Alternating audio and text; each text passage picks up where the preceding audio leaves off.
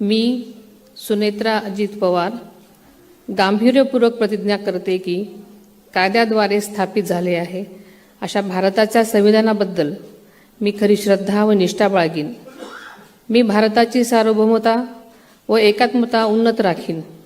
मी महाराष्ट्र राज्याची उपमुख्यमंत्री म्हणून माझी कामे निष्ठापूर्वक व सद्विवेक बुद्धीने पार पाडेन आणि संविधान व कायदा यानुसार सर्व तऱ्हेच्या लोकांना मी गांभीर्यपणे व निपक्षपातीपणे तसेच कोणाच्याही विषयी ममत्वभाव किंवा आकस न बाळगता न्याय वागणूक देईन.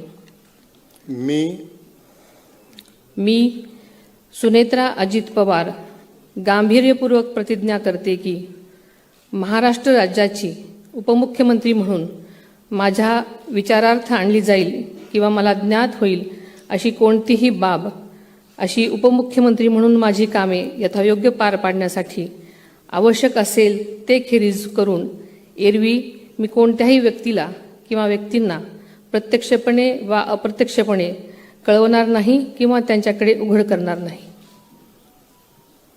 धन्यवाद.